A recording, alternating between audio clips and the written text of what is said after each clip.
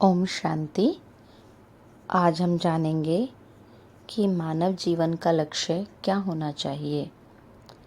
हम प्रजापिता ब्रह्मा कुमारी ईश्वरीय विश्वविद्यालय की तरफ से ये राजयोग मेडिटेशन का कोर्स कर रहे हैं, जिसमें हमें फर्स्ट लेसन में बताया जाता है कि आखिर हमारे जीवन का लक्ष्य क्या होना चाहिए। प्रत्येक मनुष्य अपने जीवन में कोई ना कोई लक्ष्य लेकर के अवश्य चलते हैं।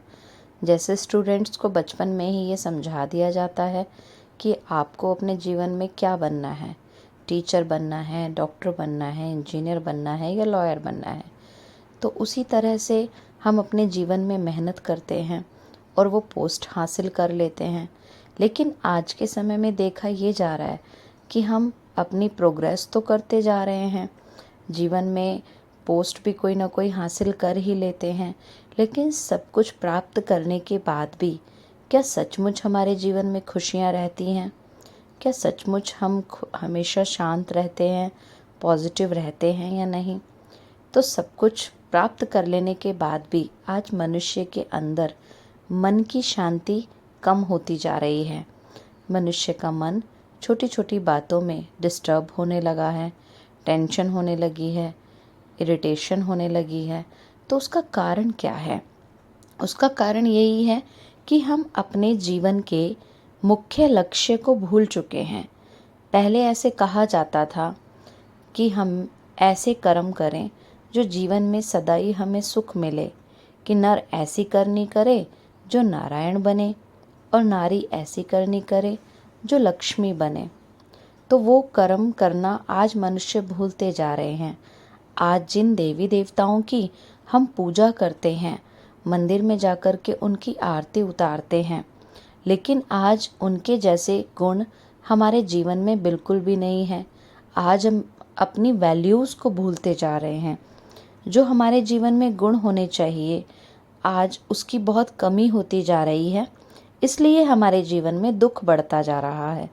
जितना ज़्यादा हम अपने जीवन में वैल्यूज़ को इम्प्लीमेंट करते हैं, गुणों की धारणा करते जाते हैं, तो जीवन में सुख और शांति नेचुरल होते जाते हैं। एक समय पर भारत को सोने की चिड़िया कहा जाता था। वो समय कौन सा था? जिसको सतयुग कहा जाता था। सतयुग में सभी इस धरती पर डिवाइन सोल्स थे। सभी ह्यूमन बींग्स के अंदर डिवाइनिटी थी, दिव्यता थी और उनके अंदर वैल्यूज़ हुआ करते थे। लेकिन आज मनुष्य के पास मटेरियलिस्टिक साधन तो बढ़ते जा रहे हैं, लेकिन मन की शांति कम होती जा रही है, क्योंकि मनुष्य के जीवन में धन प्राप्ति करने से सब कुछ मिल रहा है, लेकिन अंदर में गुणों की बहुत कमी हो गई है। इसलिए हम अपने जीवन का लक्ष्य एक ये बनाएं कि हम जिन देवी देवताओं की पूजा करते हैं, लक्ष्मी नारायण की पूजा करते हैं, तो लक्ष्मी के जैसे, नारायण के जैसे गुण भी अपने जीवन में धारण करें। जैसे उनके अंदर रहम भावना है, तो हम अपने को चेक करें, क्या हमारे मन के अंदर सबके प्रति रहम की भावना, दया की भावना रहती है? जैसे उनके अंदर इतनी शांति है, तो क्या हम हर सिचुएशन को शांत होकर पास करते हैं? जैसे देवी देवताओं को हमेशा ही हर्षित मुख दिखाते हैं, तो क्या हम भी हमेशा अपने जीवन में खुश रहते हैं या नहीं? कहीं छोटी छोटी बातों पर हमारी खुशी गायब तो नहीं हो जाती है, कहीं हमारा मूड ऑफ तो नहीं हो जाता है। तो हमें ये अपने आप को चेक करना है कि जीवन में चाहे कितनी भी परिस्थितियाँ क्यों ना आएं, लेकिन उसको खुश रह के हमें पार करना है। जैसे देवी देवताओं के अंदर इतनी पेशेंस रहती है, इतनी एडजस्टमेंट पावर है, तो हमें चेक करना चाहिए क्या सचमुच हम भी इतना एडजस्टमेंट पावर अपने अंदर रखते हैं, इतनी टॉलरेंस पावर, इतनी पेशेंस हमारे अंदर है या नहीं। तो जब हम ये गुणों को अपने जीवन में धारण करेंगे, तभी तो हम सतयुग जैसी दुनिया का अनुभव कर पाएंगे। बाहर इस दुनिया में सतयुग तभी आ पाएगा जब हम अपने मन के अंदर सतयुग बनाएंगे, जब हमारे मन के अंदर पॉजिटिविटी होगी, जब हम अपने मन में हमेशा अच्छे विचार लाएंगे, जब हम हमेशा अपने मन से सभी को दुआएं देंगे, हमेशा सभी के लिए अच्छा सोचेंगे, कभी जब हम किसी की भी कंप्लेंट नहीं करेंगे। आज मनुष्य के मन के अंदर अशांति क्यों है? क्योंकि मनुष्य सारा दिन दूसरों को चेंज करने का प्रयास करते हैं, दूसरों की कमियां निकालते रहते हैं, दूसरों को देख कर के इरिटेट होते रहते हैं। लेकिन ये जो दैवी दुनिया थी, जहाँ सभी देवी देवताएं रहते थे, ये हमेशा सबको देखकर खुश रहते थे, सभी को दुआएं दिया करते थे। तो अब हमें भी अपने जीवन में क्या करना है? सदा खुश रहना है, सभी को दुआएं देनी है। तभी तो सतयुग धरती पर आएगा, जब हम अपने मन के अंदर सतयुग बनाएंगे। पहले के समय में अगर देखा जाए, जब 50-60 साल पहले बड़े बड़े परिवार एक साथ रहते थे, तो पूरा परिवार भी बहुत मिलकर के चलते थे, एक दूसरे को सहयोग देते थे, एक दूसरे की मदद किया करते थे, कभी भी एक दूसरे के लिए कुछ बुरी भावना अपने मन में नहीं आने देते थे। तो अभी हमें वैसी ही क्वालिटी फिर से अपने अंदर लानी है कि चाहे कैसी भी सिचुएशन हो, हमें अपने मन में नेगेटिव विचार नहीं आने देने हैं। एक दूसरे के लिए नफ़रत की भावना जरा भी हमारे मन में ना आए, ना ही हम बदले की भावना को आने दें, ना ही किसी को देखकर हमारे मन में क्रोध आना चाहिए।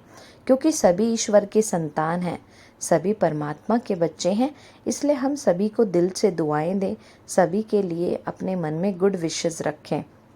तभी सृष्टि पर फिर से सतयुग आ पाएगा। इसलिए हम हमेशा अपने जीवन में ये लक्ष्य रखें कि चाहे कैसी भी सिचुएशन हो, हमें हमेशा शांत रहना है, खुश रहना है, हर सिचुएशन में अच्छा देखने की कोशिश करनी है। देखो, चाहे जीवन में कितनी भी बड़ी परिस्थिति क्यों ना आ जाए, लेकिन परमात्मा हर परिस्थिति का समाधान हमें ज़रूर देते हैं। लेकिन वो समाधान हमें तभी मिल पाता है जब हम अपने मन को शांत रखेंगे। यदि हम अपने मन में हलचल ले आते हैं तो सॉल्यूशन सामने होते हुए भी हमें नज़र नहीं आ पाता है। इसलिए ज़रूरत है कि हर परिस्थिति को हम खुश होकर पार करें, क्योंकि ये जीवन एक यात्रा है।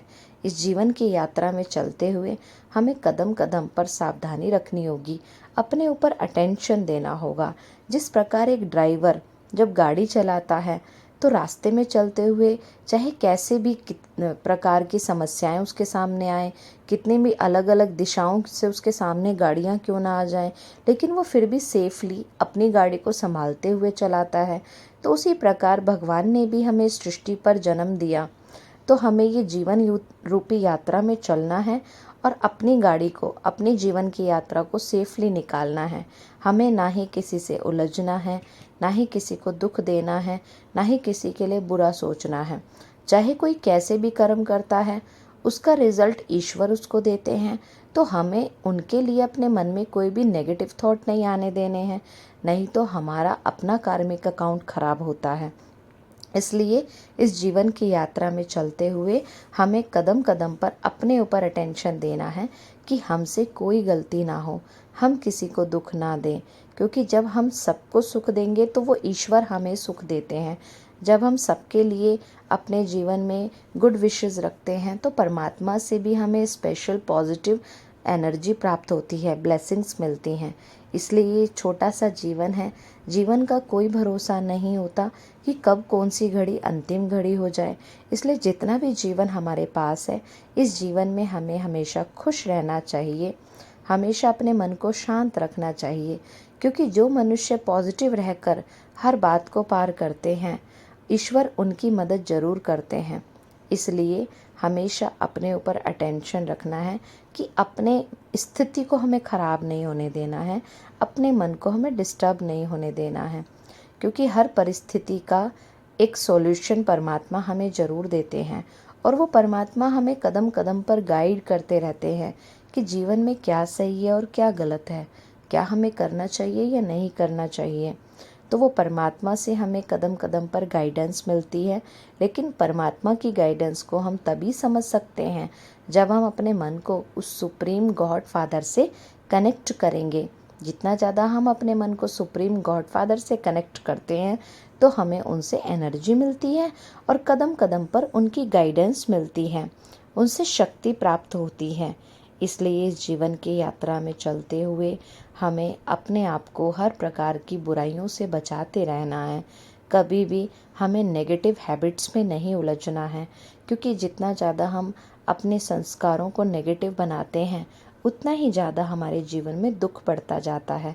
इसलिए सदा खुश रहना है तो सदा पॉजिटिव संस्कार बनाने हैं। अच्छा।